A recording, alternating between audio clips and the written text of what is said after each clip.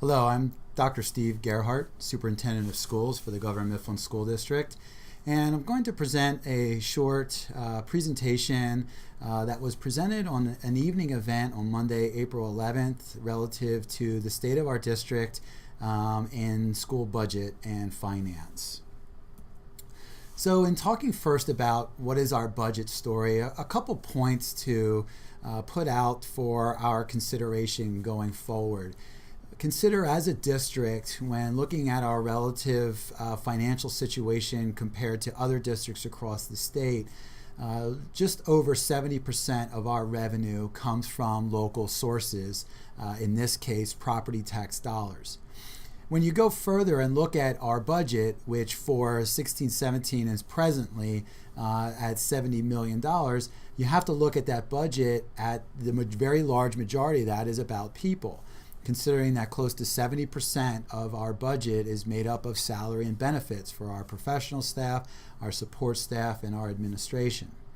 So considering then that over 70% of our revenue comes from local sources, local revenue, also then know that with most of that going to our staff, that those expenditures go to our local community, whether it's our staff that live in our district or our staff that might reside in surrounding communities. Additionally, there's the conversation around what is the main rise in costs. Is it controlled and or uncontrolled? And we'll talk a little bit in the presentation about those two pieces. And lastly, as school budget has become certainly a often reported topic, especially this year with the budget impasse and the conversation around property tax, I think we also need to be reminded that the expectations and accountability for performance as school systems has probably never been greater in the history of education. So taking a look at some of the information that I'm providing, I go back as far as 5 years, sometimes 20 years. But in this case, I'm going to go back to since 2000 and identify what has changed. So when we see rising costs and we see budgets growing and property taxes increasing, what are some of the major drivers behind that? And that you'll see through some of the presentation. First, pensions. And I'll share Governor Mifflin's experience relative to pensions. Second, certainly nobody, or I should say that we can all see the rising cost of health care, and not only on the employer, but also on the employee. There's also an impact of legislative mandates that have been passed both at the federal and state level, and what those mandated pieces have impacted schools and the need to budget accordingly, and in some cases not receiving any dollars from the federal or state government to assist in implementing those mandates. And one piece to point out, I think of interest, again thinking about since 2000 and since 2008 and considering our economy and where the market was, is the change in our interest earnings. With our fund balance and capital balance, we used to earn interest on those dollars at about $1 million a year. That was counted as revenue. And what changed then in 2008 is what we used to get annually as $1 million in interest earnings is now down to around $50,000. So that's a big hit to the revenue that we used to be able to count on annually in offsetting the need for local sources from property tax. So what we're presenting at this point in the year is a status quo budget which represents a 1.1 mil increase. So on this screen, you'll see what our current budget year is in dollars and millage, and for 16-17, what is proposed and was just passed on April 18th, which represents an increase of $1.8 million. I do want to point out that this is where we are now. And as you may or may not know, we have certain requirements as far as our budget adoption process that this year started all the way back to January. What's really the most important budget vote is that which occurs in June at the third Monday of the month. So there still is plenty of work for us to do in looking at this budget and reducing the millage. But when we talk about a status quo budget, This increase of 1.8 is if we were to take the 15-16 budget and the existing staffing and roll it forward, changing nothing. Keep in mind also that our professional staff and administrators for the 16-17 budget year, per their contract, are not getting any salary increase. So that's at 0%. So considering what was explained earlier about the large amount of our budget going to salary and benefits, what's driving the $1.8 million increase if we are truly status quo? This is a representation using 15-16 data, shows where Governor Mifflin is in relation to our districts across the county. You can see the black line horizontally that represents the average. You'll see school districts such as Reading and what their millage rate is, all the way up to Antietam and what their millage is. And you'll see that Governor Mifflin is about 6th or 7th lowest in Berks County. And that is for the 15-16 school year. With the Act 1 index that is given to us by the state, this year for 16-17, our Act 1 index is 0.77 mils, which means that that is the highest. We're able to raise the millage rate without exceptions. We are allowed to raise it higher than that for exceptions that include special ed costs, pension costs, and debt service, those three areas. So for 16-17, with the 1.1 mils presently, we have tentatively filed for exceptions, but whether we need to use those exceptions or not is still to be determined. We have over the years developed 5-year plans, and if we take a look at the 5-year plan that we are currently in, what was projected in that 5-year plan was that we would need a 0.83 mil to balance the budget, and then you can see what was projected in the 17-18 year. Again, that's projection, 5-year plan, still much work to do. Just share this so that you can see how the money is spent proportionately. This was something I shared at the State of the District presentation back in 1963. You can see, as you would expect, the large majority of our dollars going to instruction being salary and benefits costs, and then buildings operations, administration, transportation, again, those being salary costs, some supplies, and then things related to building new buildings, debt service, things of that nature. So if we forward that now to 2016, you can see that that pie chart really has not changed very much. So while you'll see our budget number certainly growing, that number is spread throughout these various wedges in the pie because, again, these various wedges represent salary and benefits mainly. So when you look at administration, when you look at building operations and maintenance and instruction, those are salary and benefit dollars. I'll also share this as an informational piece in taking a look across our district. Our average assessed home value is $114,000. So if we look at just going with a 26.6 mil and moving forward 1.1 into the next year, it shows what the increase would be to the average assessed home value homeowner. In this case, 1.1 represents an increase of $125 for the year. And then keeping that same number, it would be over 5 years, $456 of an increase. When putting together this presentation, I had reached out to the community and asked for what questions people had so that we could gear the presentation around those questions.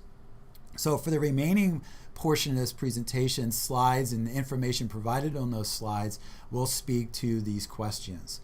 So the first question we had was, why can't we switch from a state pension program to a 401k approach and also raise employee medical and dental contributions?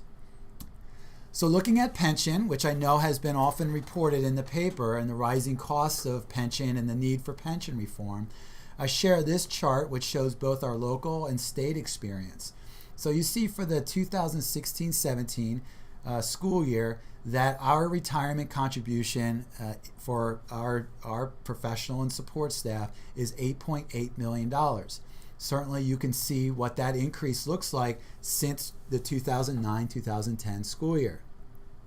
Then you can see what it's projected to do even in 2 years up to 2019 and 2020. So you can see significant jumps in what the local school district needs to contribute to properly fund the state legislated pension program. And that's an important point when talking about why can't we go to a 401k, is that our current pension system is a legislative piece of mandate. So that is not something that we have control over.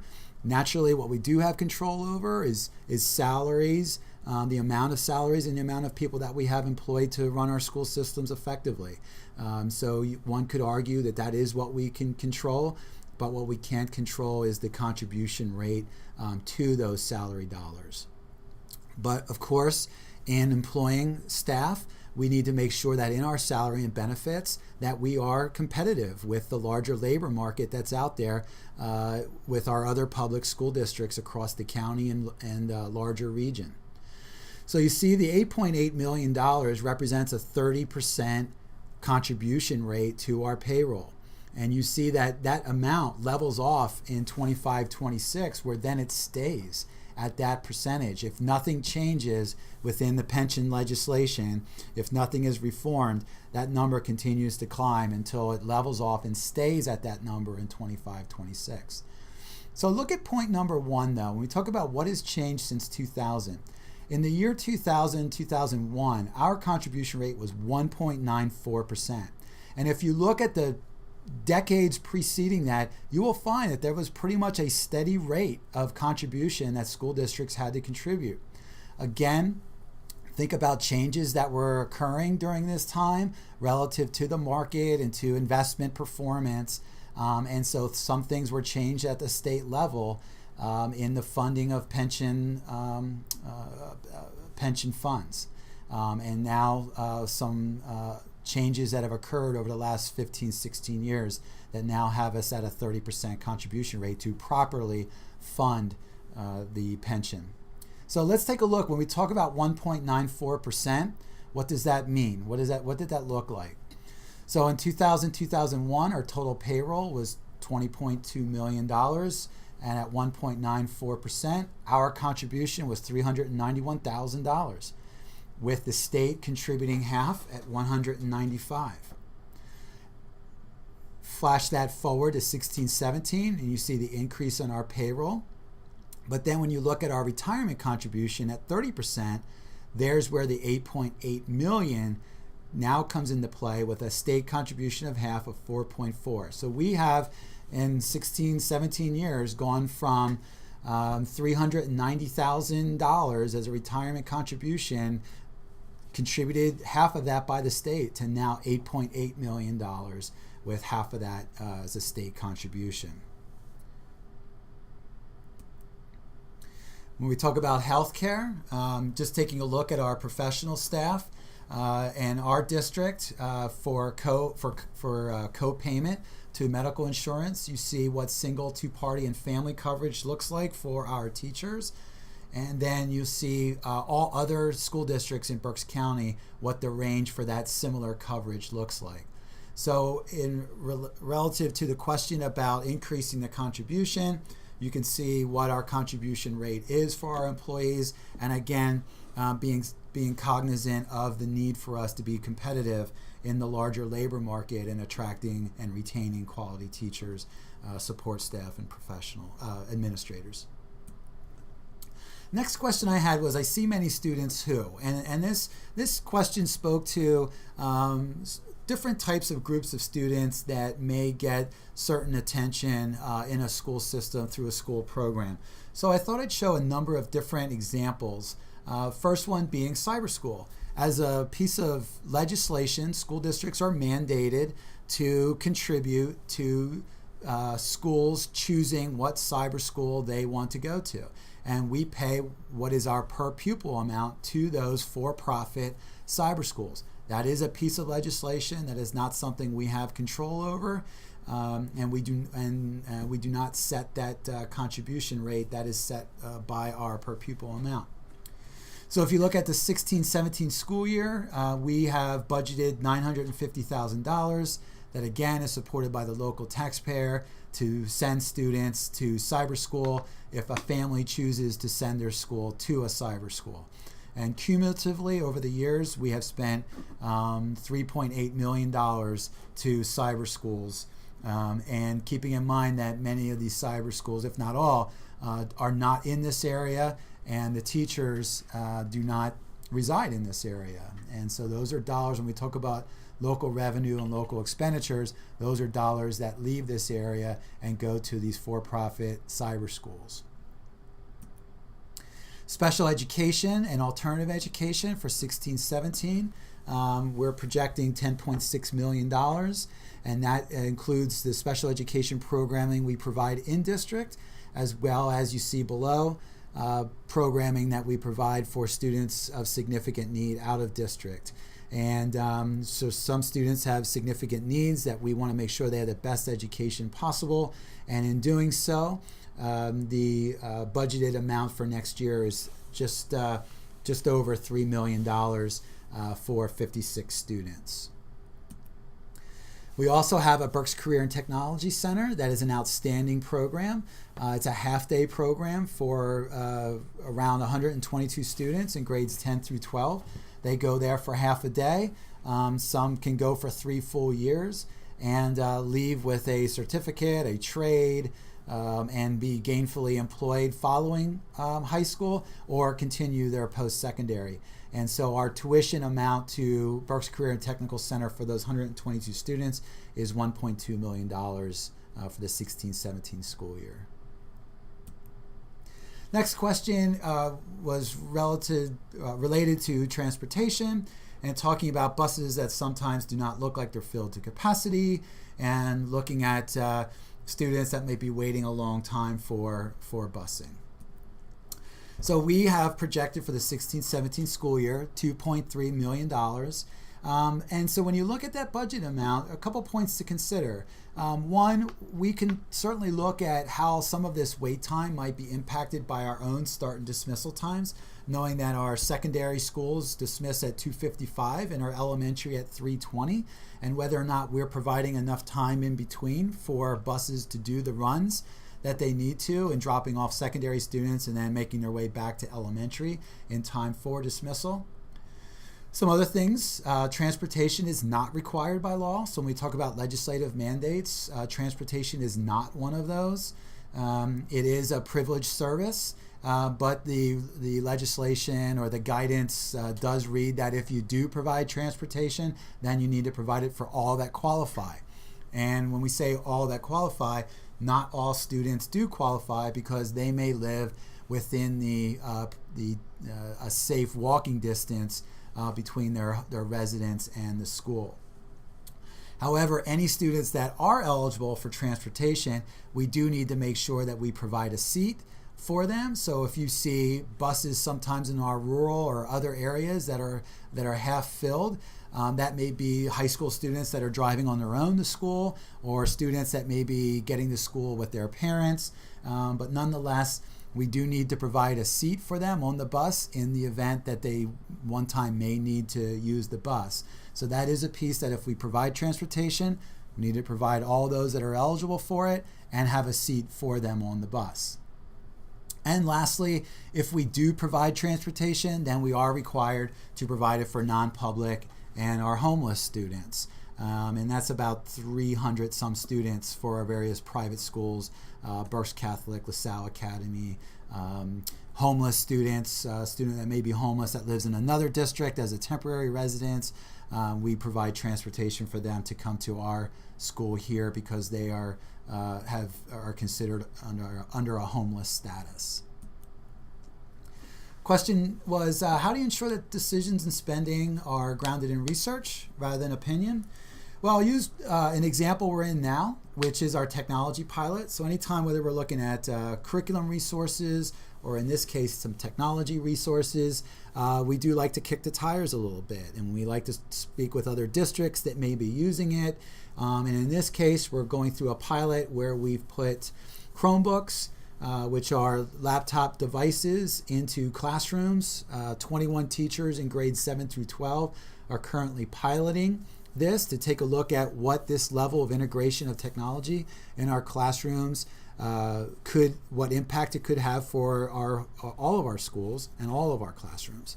And certainly in there is providing a lot of professional development too, so that our teachers are using it in the beginning as effectively as possible, so we get a really good read on how well this program could work and how we could scale it beyond just a pilot. Next question was, recently defibrillators were purchased, and the question was, where was this money coming from? Well, this is a great example of how we need to become more resourceful, and we need to engage our community much more, and not just going to property tax for revenue. In this case, the defibrillators that we placed at all the athletic fields were provided through donations from our various booster groups, as well as partnership with the Reading Hospital. So there were no dollars expended to equip our athletic fields with this life-saving device. And it's a great example of what strong partnerships could do for our community. But while we're on athletics, let me share some dollar figures with you. For 16-17, we've budgeted $1.4 million, which represents 1.9% of our overall budget.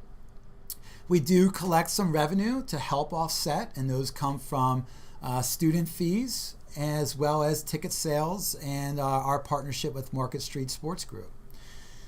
As a point of pride, we do have 809 students this year in grades 7 through 12 that are in one or more sports, and that represents 42% of our student body. As mentioned earlier, we're also proud of the work that we get from our boosters group as partners in supporting our athletic program. Next question was relative to grants, and do we have an individual that helps with the grant writing process? Well, some things to keep in mind when we talk about grants, that usually grants do not it's hard to get a grant to pay for a program that you're currently doing. Normally when you apply for grants, it's to supplement what you're doing and not supplant. For example, this year we started a pre-K program that is new to our district. We did not have that, so in order to receive the pre-K grant, we had to start this program. Likewise, our dyslexia program is new work that we've been doing, and grant money's been there to support that. And we are looking to add a second school police officer, and there is a grant that is helping us get started with that.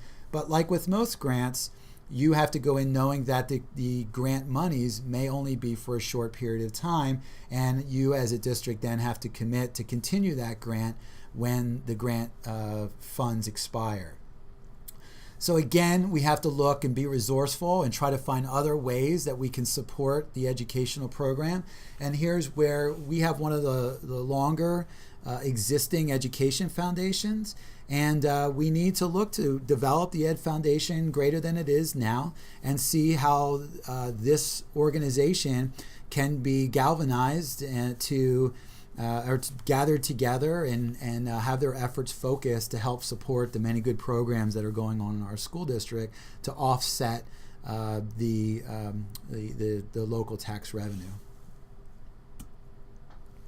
Next question was relative to what percent or dollar amount of budgeted expenses are funded by state and federal revenue. In the budget impasse, you may have read some pieces about there's a structural deficit on the horizon. For this presentation, I don't want to get into that, but I do point you to this website. This is the state's website for the Independent Fiscal Office, which has a lot of good information related to the state economy, state finances, and does speak a little bit in data relative to the structural deficit that is being discussed currently. So let's look at state and federal contribution. For the 16-17, again, we're currently at $70.4 million. That's where we are currently. And so of that, local revenue that we would need is $49 million from local property tax dollars as well as per capita dollars. This shows what state revenue contributions have been. So if you take a look at 2009-10, basic instruction, special education, retirement, cyber school, this is what we received from the state. So you look at that number, 11.9 million that we received in 9-10, and look at the 16-17 number directly across, and it's 16.2, which does represent a significant increase in state revenue contribution. However, when you look at the right side, you'll notice that where that money is coming from and going to is retirement contribution. So you'll see basic instruction. You'll see, yes, there is an increase in support for basic instruction. But if you remember, I showed you the rising cost of special education. You'll notice that number has pretty much stayed flat in regards to meeting the state requirement and the state legislation around special education. And so when you hear sometimes unfunded mandates, you'll find pieces within special education relative to this idea of funding mandates that come from the state. You'll also see that at one point the state did help school districts with cyber school costs, but as this year and into next year, there is no more support for that. So in this chart, you will notice that where the state increase in revenue is really coming from and going toward is pension contribution. Federal revenue, 16-17 is just over $600,000 total, and that's through our title programs, our Title I, Title II, and Title III. You'll notice in 09-10, we definitely had a significant one-year infusion for $2.2 million. But if you remember what was going on in 09-10, that was the stimulus dollars that was used as one-time dollars used to balance the budget for recurring costs. And I believe this is the last question. We hired 2 new assistant superintendents as part of a district administration realignment. And there were some questions from our community about whether this represents the creation of a top-heavy administration. So if you take a look at 2008, 2009, down this left side, this shows where our administration was, various positions. And if you move over to the right, it shows that what our administrative makeup will look like for 16-17. So you'll notice in there that with the makeup of the administrators in 16-17, it's 3 less administrators next year than what we had in 2008 and 2009. A director of assessment position that was vacant was renamed and reorganized to now be an assistant superintendent position. And I believe those 2 assistant superintendent positions, K6 and the other one 712, will align our district leadership to be able to provide the focus and support for our 2 programs. From a budget standpoint, what we projected in 16-17 for my salary with a possible increase, the business manager currently, assistant superintendent, and director of assessment, shows what those dollar amounts are, and that is in our current budget. So that 1.1 mil increase that you see, this dollar amount is in that current budget. However, with some retirement and with me keeping my salary flat for next year, you'll see that what we did in realigning some salary dollars, how we've reduced this budget amount. So while we've not only reduced the number of administrative positions, we've also worked here to reduce the overall budget amount for these 4 positions. There's some questions about austerity and what has been done over the years. And I just present this list for you to take a look at some work that's been done since 2009 with the board and the administration to take a look at various programs, reducing programs, if not eliminating programs, or even just going through a reconfiguration process. It should also be noted at the end, there's been several years during this period of time of salary freezes from both our staff and administrators to help balance the budget. and minimize the tax increase. So some final thoughts. Much of what I presented, when people ask, well, why can't we change to a 401k? Why are special education dollars the way they are? Any property tax. When you look at those things, many of those things, if things were going to change, do require legislative action. And I know our local legislators are working very hard at the state level to try to bring change to many of the issues that they hear from our constituents. We also have conversations occurring about funding formulas and fair share funding. And you may have read in the headlines a governor's plan versus recommendation from a commission. Prior to where we're at now, the governor's formula was going to give Governor Mifflin $200,000 less than what we were expecting. There's also the piece to continue to dialogue on relative to unfunded mandates, whether they be various pieces of legislation around special education, data reporting and collection, accountability, gifted education, that sort of thing. There's certainly some conversation to be had about mandates that come to the local district level that then are left to the local district to fund. Another example is PlanCon in 2009 with our construction of Mifflin Park. We were expecting up to this point $600,000 in PlanCon reimbursement. Up to this point, we have not received a single dollar, and I know that there's work being done at the state level to address that. Property tax reform, again, something that is a legislative piece of action. We know that Berks County is one of the highest property taxed counties in the state of Pennsylvania. And it is a challenge on our local property owners, especially considering Mifflin's experience, where a little over 70% of our budget comes from the local taxpayer. So I know that sometimes you might hear, well, we need to figure out a way to do more with less. And I challenge our entire community to, instead of thinking about doing more with less, let's start going into the 21st century and think about doing more differently, and be creative and engage our entire community and the resources to take a look at what can we be doing differently that could help ease some of the financial challenges that we have in our community. Part of that conversation is work that I'm presently partnering with leaders of our local townships and boroughs in doing a new joint comprehensive plan where there's a big piece of looking at economic development and how can we improve the economic development in our area. Just to use an example of looking at the 222 corridor and looking at some vacant buildings and vacant commercial properties, and what can we do collectively as a community to be more attractive to commercial, retail, and industry to help ease the burden on the local homeowner.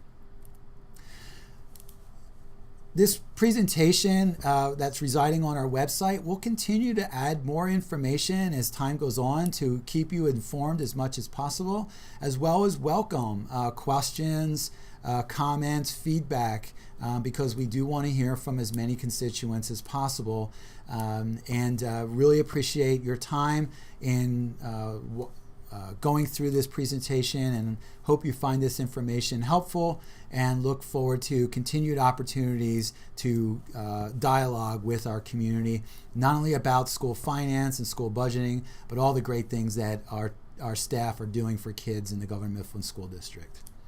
Thank you.